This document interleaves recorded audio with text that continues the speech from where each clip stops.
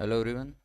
તો આજના આપણા વિડીયોની અંદર આપણે jQuery એચએક્સ અને PHP MySQLની મદદથી આપણે એક સર્ચ બોક્સ બનાવશું, જેની અંદર આપણે કોઈ પણ એક ટેક્સ્ટ બોક્સમાં જ્યારે કોઈ કીવર્ડ્સ ટાઈપ કરશું ત્યારે કીવર્ડના આધારે કઈ રીતના આપણે સર્ચ રિઝલ્ટ મળી શકે, જેના માટે આપણે jQuery એજેક્સનો યુઝ કરશું. જનરલી jQuery એજેક્સ છે એનો યુઝ કરી અને આપણે કોઈ એક પેજને વોલ રિફ્રેશ મીન્સ આખું પેજ રિફ્રેશ કર્યા વગર આપણે કોઈ આપણા પેજનો સર્ટેન પાર્ટ, ચોક્કસ સેક્શન છે એને રિફ્રેશ કરી શકીએ, એનો ડેટા છે એ અપડેટ કરાવી શકીએ.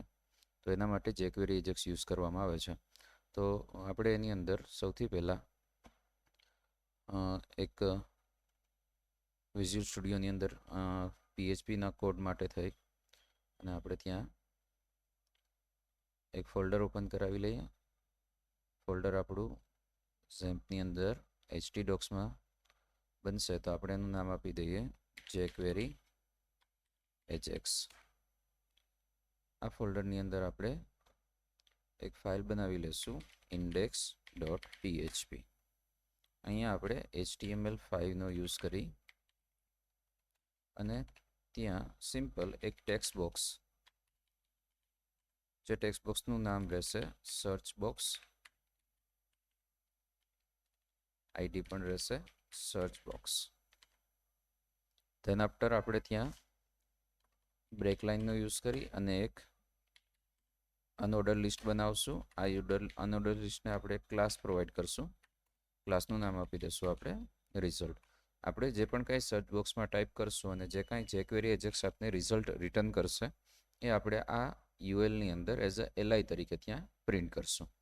હવે આપણે આના માટે થઈ અને સાથે સાથે એક ડેટાબેઝ પણ બનાવવું જોશે અને એમાં એક ટેબલ પણ બનાવવું જોશે કે જેની અંદર આપણે ત્યાં આપણી જે કાંઈ સર્ચની વેલ્યુઝ છે એ આપણે ત્યાં મૂકી શકીએ. તેના માટે આપણે ફર્સ્ટ ઓફ ઓલ અપાચે અને MySQL સ્ટાર્ટ કરી અને PHP MyAdmin સોફ્ટવેર ઓપન કરી અને ત્યાં એક ડેટાબેઝ કે જે આપણે ઓલરેડી પહેલેથી બનેલો છે HVC નામનો, એમાં એક ટેબલ ક્રિએટ કરાવશું. ટેબલ ક્રિએટ કરશું, એનું નામ રાખશું આપણે સર્ચ રિઝલ્ટ અને એની અંદર આપણે નંબર ઓફ કોલમ આપશું 3. અહીંયા પહેલી કોલમ રહેશે આઈડી, ઇન્ટીજર ડેટા ટાઈપ, 5ની સાઇઝ અને ઓટો ઇન્ક્રીમેન્ટ. તેના આફ્ટર આપશું ટાઇટલ, વેરકેટ ડેટા ટાઈપ અને 200ની સાઇઝ. તેના આફ્ટર ટાઇટલ URL, વેરકેટ ડેટા ટાઈપ અને 200ની સાઇઝ. એમાં પણ ટેબલ છે એ ક્રિએટ થઈ જાય તો આપણે ટેબલમાં મેન્યુઅલી રેકોર્ડ ઇન્સર્ટ ઓપરેશન કરીને પરફોર્મ કરશું. આના માટે હું એક વેબસાઇટ ઉપરથી ટાઇટલની અંદર એન્ટર કરાવું છું અને જે URL છે ટાઇટલ માટેની એ અહીંયા પેસ્ટ કરું છું. એ રીતના હું નંબર ઓફ ટાઇટલ્સને કોપી પેસ્ટ કરાવી લઉં છું.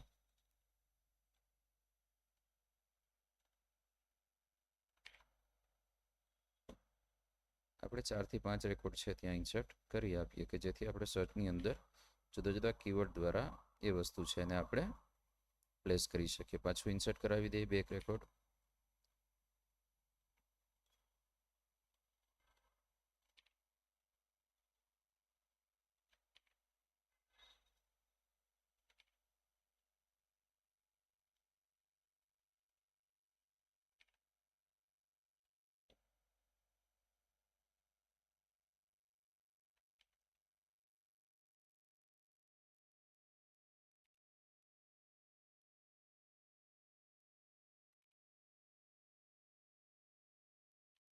તમે અહીંયા ડેટાબેઝના ટેબલની અંદર આવા કોઈ પણ રેકોર્ડ આપી શકો છો. લાઈક તમારે ફેસબુક, ગૂગલ એ રીતના કોઈ URLઓ સેટ કરવી છે તો કરી શકાશે. એ નાના નાના ટાઇટલ રહેશે, ધેટ્સ વાય એમાં જ્યારે સર્ચ કરવામાં આવશે ત્યારે નંબર ઓફ વર્ડ્સ જો આપણી પાસે અવેલેબલ હોય તો સર્ચ રિઝલ્ટ બેટર બની શકે. હવે આપણું આ ફિલ્ડ બની ગયું છે, આપણું ટેક્સ્ટ બોક્સ બની ગયું છે. ટેક્સ્ટ બોક્સ નીચે આપણું રિઝલ્ટ માટેનું એક અનઓર્ડર લિસ્ટ બની ગયું છે. આપણી પાસે એક ટેબલ પણ બની ગયું છે, ટેબલમાં નંબર ઓફ રેકોર્ડ્સ છે. તો હવે અહીંયા આપણે jQuery એજેક્સનો યુઝ કરવાનો છે. તો ફર્સ્ટ ઓફ ઓલ આપણે jQueryને ગેટ કરવા માટે ત્યાં jQueryની CDN છે એને કોપી કરી લઈએ. મિનિફાઈડ વર્ઝન 3.7.1 આપણે કોપી કરશું અને અહીં પેસ્ટ કરી દઈશું. તેના આફ્ટર સ્ક્રિપ્ટ ટેગ લખવા માટે સ્ક્રિપ્ટ ટેગ સૌથી પહેલાં સ્ક્રિપ્ટિંગની અંદર આપણે જેક્વેરીની મદદથી ડોક્યુમેન્ટ સિલેક્ટરનો યુઝ કરી એની એક રેડી નામની મેથડને કોલ કરાવશું કે જ્યારે ડોક્યુમેન્ટ રેડી થઈ જાય ત્યારે કોલબેક ફંક્શન છે એક્ઝિક્યુટ થવું જોઈએ. હવે આની અંદર સૌથી પહેલાં આપણે જે આ સર્ચ બોક્સ છે એની એક ઇવેન્ટ કોલ કરાવશું. તો સર્ચ બોક્સને પિક કરવા માટે એને સિલેક્ટરની મદદથી સિલેક્ટ કરાવશું. સર્ચ બોક્સ છે એનું આઈડી આપેલું છે તો આપણે એસઆઈની મદદથી એ આઈડીને અહીંયા સિલેક્ટ કરશું અને એની એક ઇવેન્ટ આપશું જેનું નામ છે કી અપ. જ્યારે પણ સર્ચ બોક્સની અંદર કી અપ ઇવેન્ટ ફાયર થાય કીબોર્ડમાંથી ત્યારે કોલબેક ફંક્શન કોલ થવું જોઈએ અને એની અંદર સૌથી પહેલાં એક વેરિયેબલ બનશે. વેરિયેબલનું નામ રાખશું આપણે વર્ડ ઇઝ ઇક્વલ ટુ જેક્વેરીને કહેશું આઈધર સેમ ધીઝ આઈડી ઓર અહીં તમે ધીઝનો પણ યુઝ કરી શકશો. જો તમારે આઈડી ન આપવું હોય તો તમે ધીઝ લખશો. ધીઝ મીન્સ આ જે આઈડી છે એની ઉપરથી જ આપણે ત્યાં વેલ્યુ ગેટ કરવાની છે. તો આપણે વેલ ફંક્શન યુઝ કરી લીધું. હવે અહીંયા આપણે વર્ડ જે મળી ગયો છે એ વર્ડને આપણે જેક્વેરી એજેક્સની મદદથી આપણા પીએચપીના પેજને આપવાનો થશે. તો અહીંથી આપણે જેક્વેરી કોલ કરાવશું. તો જેક્વેરીને કોલ કરવા માટે જેક્વેરી દેન આફ્ટર એજેક્સ, અહીંથી જેક્વેરી એજેક્સ કોલ થશે ને જેક્વેરી એજેક્સ અહીંયા ઓવર થશે. આની અંદર આપણે ડાયરેક્ટલી એને આપવાનું છે સ્કોપ. એની અંદર આપણે નંબર ઓફ આઈડી મીન્સ અહીંયા કી વેલ્યુની પેર પાસ કરવાની થશે. જ્યાં આપણે નંબર ઓફ એટ્રીબ્યુટ સેટ કરશું. ફર્સ્ટ રહેશે એ રહેશે યુઆરએલ, કે જ્યારે એજેક્સ કોલ થાય છે ત્યારે તમારે યુઆરએલ કઈ કોલ કરવી છે. તો આપણે યુઆરએલ પછી કોલન કરી અને એક પેજનું નામ આપશું જેનું નામ આપશું આપણે ગેટ રિઝલ્ટ .php. તેના આફ્ટર કોમા કરીને આપણે બીજી જે એટ્રીબ્યુટ આપવાનું છે એ છે ટાઈપ. આપણે આ પર્ટિક્યુલર યુઆરએલને કોલ કરવા માટે કઈ ટાઈપ યુઝ કરશું તો આપણે લખશું અહીંયા પોસ્ટ. તેના આફ્ટર આપણે આપશું ડેટા, કે જ્યારે યુઆરએલ કોલ થાય છે ત્યારે ત્યાં એની સાથે ડેટા પાસ થવો જોઈએ. તો એ ડેટા શું થશે તો એની અંદર આપણે કી આપશું ડેટા અને વેલ્યુ તરીકે આપણો જે વર્ડ નામનો વેરિયેબલ છે એ વેરિયેબલમાં જે વેલ્યુ આવી હોય એ આપણે પાસ કરી દઈએ. અહીંયા કી તરીકે આપણે વર્ડ આપશું અને વેલ્યુ તરીકે પણ ત્યાં વર્ડ આપી દઈશું. જો એક કરતાં વધારે વેલ્યુ પાસ કરવી તો આ રીતના કોમા કરીને તમે કરી શકો છો. આટલું થઈ જાય છે પછી જ્યારે આ જેક્વેરી કોલ થશે અને જો ત્યાંથી સક્સેસ રિટર્ન થશે તો આપણે લખીએ ત્યાં સક્સેસ. જો સક્સેસ થાય છે તો એક ફંક્શન કોલ કરવાનું છે અને એમાં એક આર્ગ્યુમેન્ટ પાસ કરવાની છે રિસ્પોન્સની અને અહીંયા આપણે એ રિસ્પોન્સ જે કાંઈ આવશે એની ઉપર ઓપરેશન પરફોર્મ કરશું.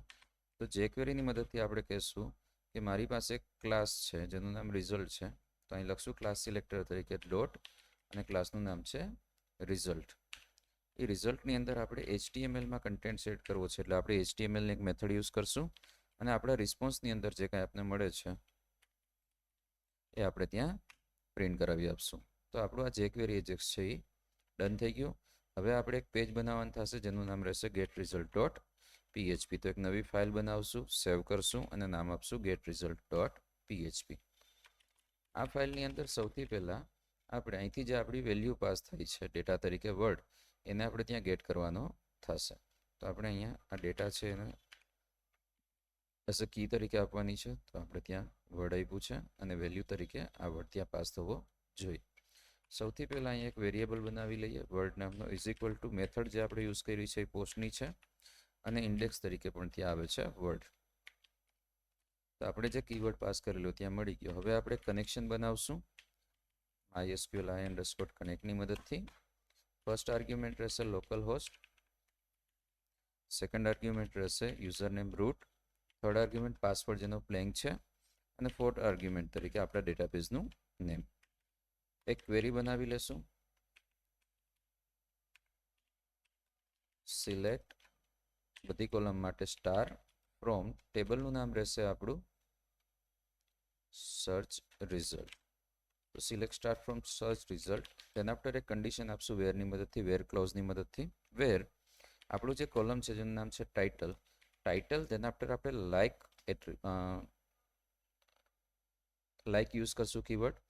લાઇક કીવર્ડનો યુઝ કરવાથી આપણે ત્યાં હવે કોઈ ટાઇટલની જે વેલ્યુ છે એ કોઈ વર્ડની સાથે મળતી આવતી હોય.